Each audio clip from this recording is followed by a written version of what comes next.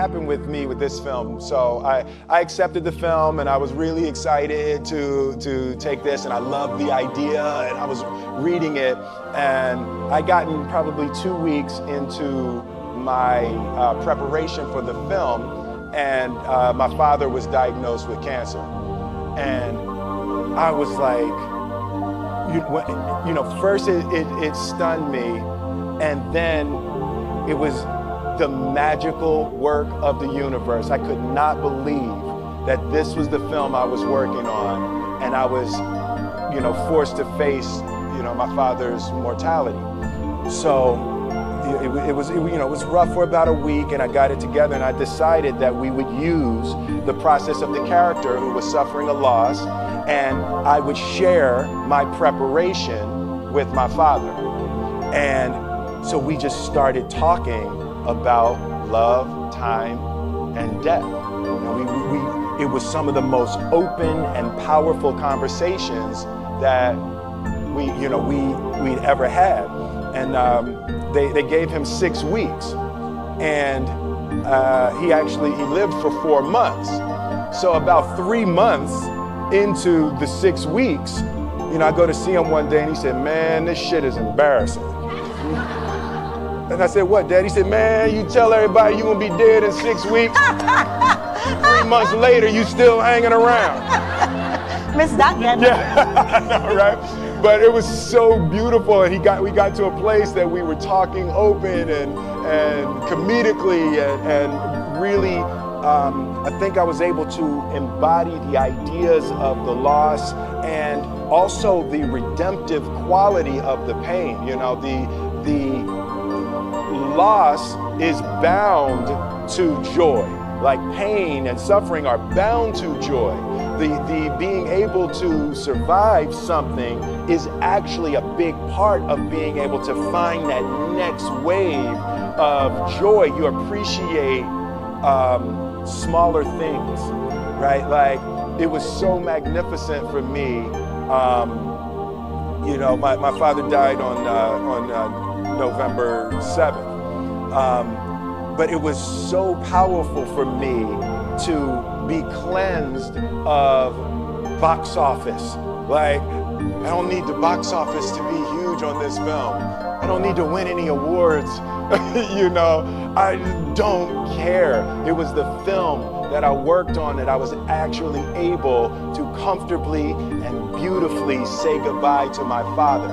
And I hope that this film embodies a bit of that, so other people who are experiencing things like that will be able to use it in that way, and it can potentially be helpful and help someone else. So it was powerful to be cleansed of the foolishness of the game of numbers and awards and all of that type of stuff, to actually be able to create a piece of art that legitimately I just want people to see and hope it can be helpful and transformative in their lives. You're talking about perspective.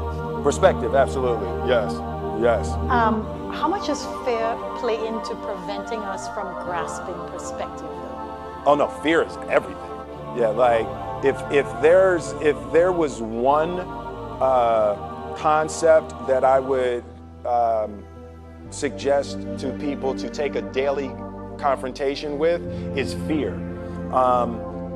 The problem with fear is that it lies, right? So fear tells you, hey, if you say that to that girl, she's gonna know she has you, and she'll never really be attracted to you if she knows how much you attracted to her. Yeah. Don't say that. No, how we get her is when she walks by, ignore her. Right, so it's like, pop it on your shoulder. Fear tells you dumb shit like that, right? So for me, the daily confrontation with fear has become a real practice for me since about three years ago.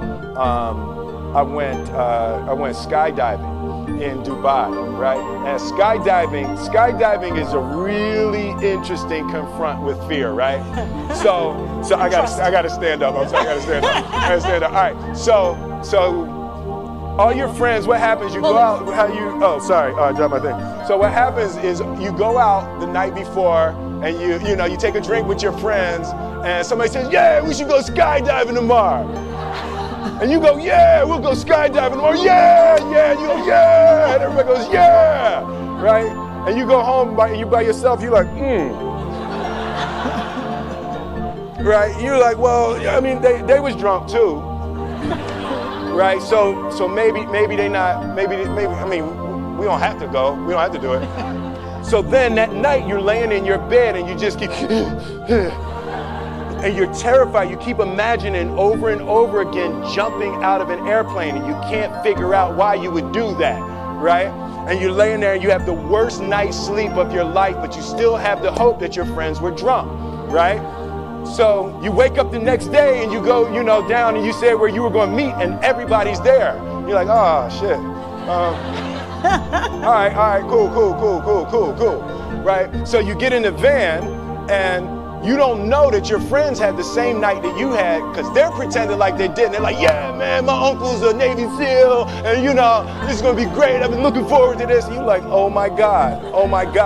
And your stomach is terrible, you can't eat and everything, but you don't want to be the only punk who doesn't jump out of this airplane. So you get there, and then you have this safety brief, and you're standing there, and the guys will tell you, well, if the chute doesn't open, what's going to happen is why the hell, what could happen? That the chute wouldn't open, right?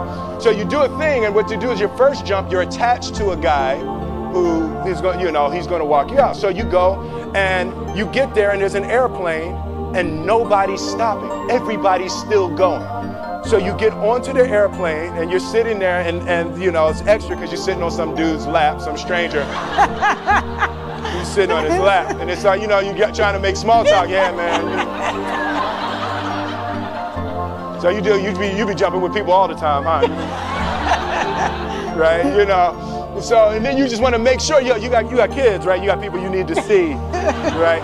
You just want to make sure he's serious, right? So you get in there, so everything's normal. So you fly and you go up to 14,000 feet, and you notice there's a light. It's red and it's yellow and green, right? So right now the light's red. So then you start thinking at some point the light's going to go green because you don't know what's going to happen, right?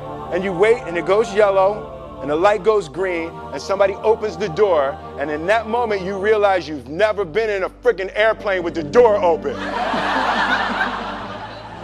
Right? Terror. Oh, sorry, I'm spitting. Oh, sorry. No, terror, right? So you go, and then, if you were smart, you sat in the back so you don't go first, right? And then people start going out of the airplane. And you go, and the guy walks you up to the end of the thing, and you're standing and your toes are on the edge, and you're looking out down to death. And they say, on 3. And they say, 1, 2, and he pushes you on 2 because people grab on 3, right? Right? And you go, and you fall out of the airplane, and in 1 second, you realize that it's the most blissful experience of your life. You're flying, right? It doesn't feel like falling, right? It's like you actually are kind of held a little bit by the wind, and then you start falling, and there's zero fear. You realize at the point of maximum danger is the point of minimum fear. It's bliss. It's bliss. And you're flying. Right? And you're doing that. And then 20 seconds, 25 seconds, 40 seconds, and you have enough time to just kind of be like, oh, shit, that's that building. That's not like that, man. Oh, you can see the ocean. Right? You start doing all of that. And the lesson for me was, why were you scared in your bed the night before? What do you need that fear for? Just don't go. Why are you scared in your bed 16 hours before you jump? Why are you scared in the car? Why could you not enjoy breakfast? What did you need that? The fear is fear of what? You're nowhere even near the airplane. Everything up to the stepping out, there's actually no reason to be scared. It only just ruins your day. You don't have to jump. And then in that moment, all of a sudden, where you should be terrified is the most blissful experience of your life. And God placed the best things in life on the other side of terror. On the other side of your maximum fear are all of the best things in life, you know.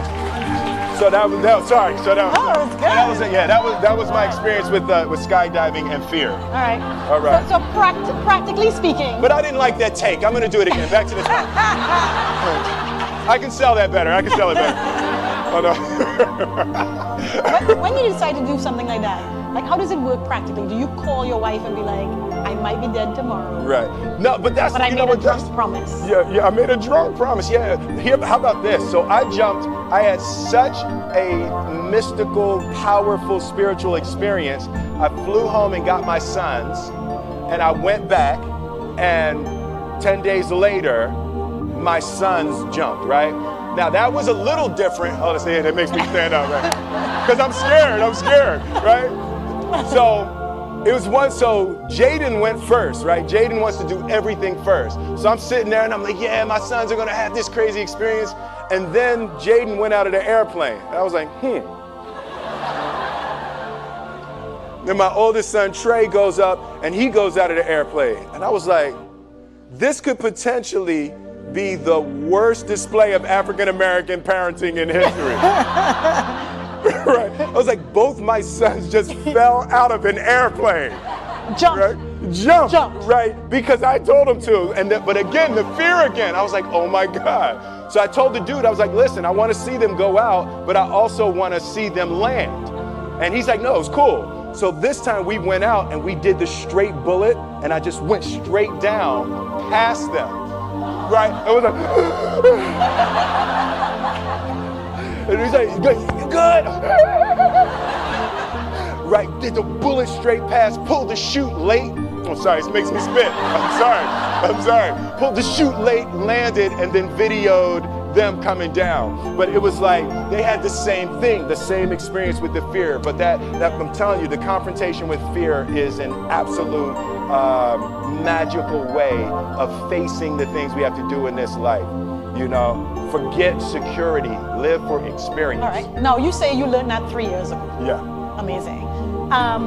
What about these small things that we get afraid about, right? So you are the funny guy, and you come along and everybody expects to be entertained in summertime, right? Like, are you ever afraid that you're like, you know what, today I'm really not feeling jazzy Jeff. Like I'm just, I don't want to be that guy today. So this whole movie, you were not that guy. Not that guy, right, yeah.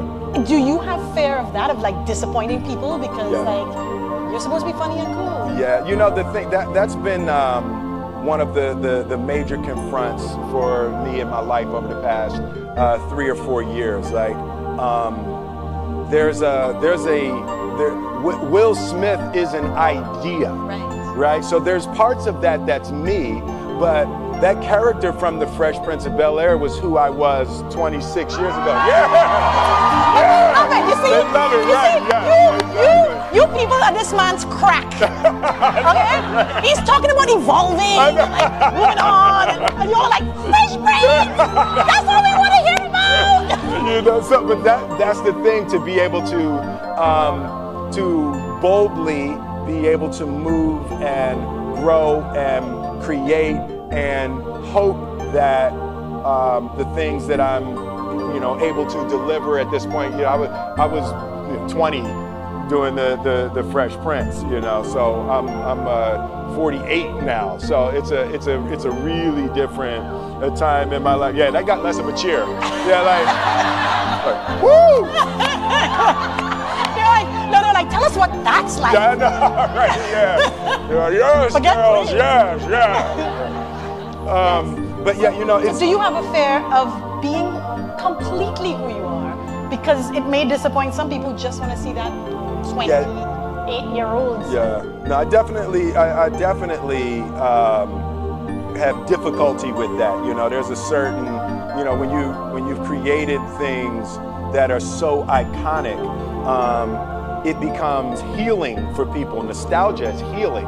You know, to the Fresh Prince theme is healing. To hear that, you know, it just harkens back to a time and a feeling and an energy, you know, that is a beautiful way to help relieve some little touch of suffering, you know. So when people see me or the Fresh Prince, and even during that time, the movies that I made while I was making the Fresh Prince, so it was the Fresh Prince during the winter, and then the summers were Bad Boys, Independence Day, Men in Black, you know, so it was like, it really captured a time. So it's very difficult. I wouldn't have it any other way. I love being able to make people smile and cheer, you know, over that. But I also am going to boldly go to new creation. You know, even something like the decision, you know, I had the 2 screenplays in front of me for the Independence Day 2 and for Suicide Squad. So I had to choose between the 2 of those, and even the choice of going to Suicide Squad, nothing about the qualities of the movies, but the choice of trying to go forward versus clinging and clawing backwards, you know. So I do want to aggressively go forward and do new things and create and hopefully be able to stumble upon a new heyday. Amazing. Now you have an incredible cast. Oh God, yes. In this movie. How does that happen too? Like, how do so many big stars decide, yeah, this, and then how does that work between you? You know, it's the ideas, the screenplay. Alan Loeb, the screenwriter, he just wrote a brilliant screenplay. Everyone related to the ideas of love, time, and death as powerful tools to try to put your life back on track. So everyone related to the journey. But it's, I mean, look at that group. That's like a ridiculous. That's like a superhero movie. Yeah. So did your father get to see any of it? No, he came to set once, but he didn't get to see the film. And y'all were close? Yeah, we were very close. Yeah. My father. When I put my life together and I look at my father, my mother, and grandmother were the most influential people in my life. And in my mind, when I draw it, I always draw a triangle. And my father was the base, and my mother was the left side, and my grandmother was the right side. And I always put discipline as the bottom. My father, hard work, discipline, endurance was really the foundation of creating my life. And my mother was education, and my grandmother was love. So, you know, the combination of that discipline, education, and love was You know what? I'm really grateful for you sharing with us that part of you, and also the struggle with his death, because the other thing is that we live in a time where people show these curated sides of them. Right, because right, I think right. of the same fear. Yeah. Right? You just want to be this piece. Absolutely. Not all the rest of it, but you struggle. Nobody wants to hear all of that, you know. It's Facebook. Come on, let's have fun. Yeah. So dude, it's a bummer your dad's gone. Nobody here speaks like that, right? They're like, oh, come on, brother. It's a bummer your father's gone. No. No, but, you know, for me, laughing is the elixir, you know, and that was another thing that my father taught me. He was joking all the way up to the end. Like, laughing, you have to be able to laugh at everything. And for me, the beautiful part is that's my natural color on the spectrum. I naturally go to comedy, you know, and when I'm looking at something, I'm always trying to find why that's funny. And, you know, it's been really, really helpful in this experience and you know, even just this point in my life. Remember to laugh, and spend time with people that make you laugh. Like, that is hugely important. Laugh and connect. Yes, absolutely. Those are good messages. Yeah. I love this idea, you know, it's you know, a guy trying to put his life back together, and he just gets furious and rants and writes letters to love, time, and death. and then love, time, and death respond. So it's a really that beautiful Christmas flavor was just a little touch outside of reality. So you get to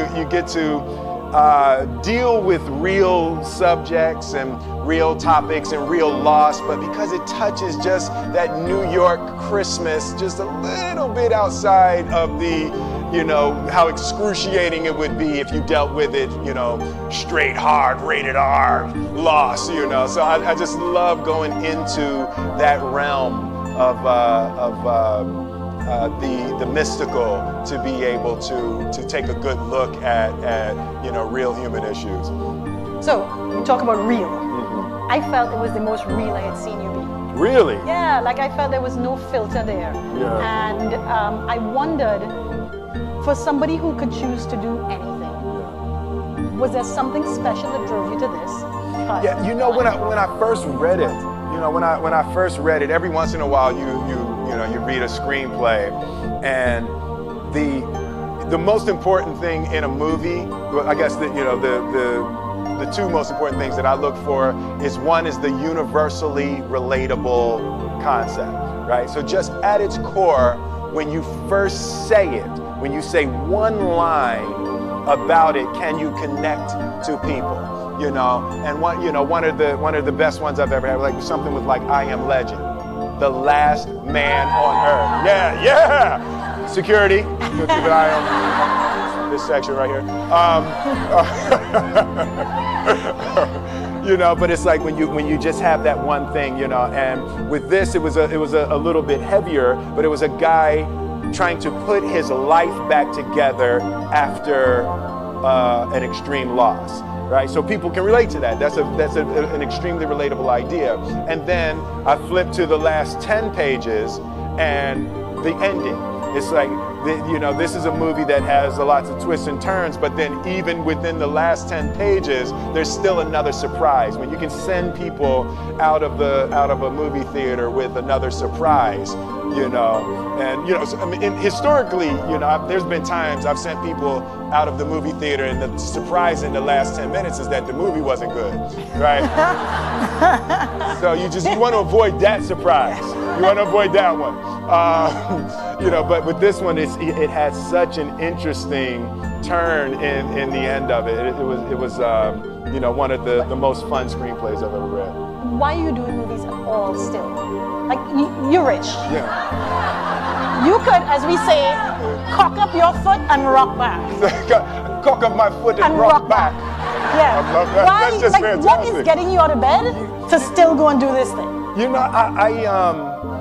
I enjoy connecting with people and ideas, and I have a mission statement. So every year for probably the past 10 years, I've worked out a mission statement for myself. And for the last few years, the mission statement has stayed the same, and it's been improve lives, right? So when I go into something, I'm looking for how the quality of this piece could potentially improve lives. But it's all along the way. It's when you make the movie and how you're interacting with people in the process, and the concept of improving lives runs through the center of everything I do. And then I realized that the way to improve lives is to continually improve yourself, right? So with that, every morning when I get out of the bed, I haven't fixed everything in the world yet, so there's always something to do. And in this film, I read an interesting quote from the Siddhartha Gautama, the Buddha. He said that good people have to get out of the bed every day and try to empty the ocean with a ladle, right? And I thought that was, I knew that was profound, and I paused for a second, and I said, all right, what the hell is a ladle, right? Right, so then, I touched it on my iPad, it's ladle. Oh, it's like a big spoon, okay. As we it's say, like a Philly. soup spoon, yeah, it's like a soup spoon. I was like, why are you a soup spoon? So trying to empty the ocean with a soup spoon, as the mentality of how you wake up every day to try to do good in the world. So for me, I'm really driven by continually trying to elevate my mind and elevate my spirit and care for my body, and to be able to love as many people as effectively as possible with this mystery of life that I've been given.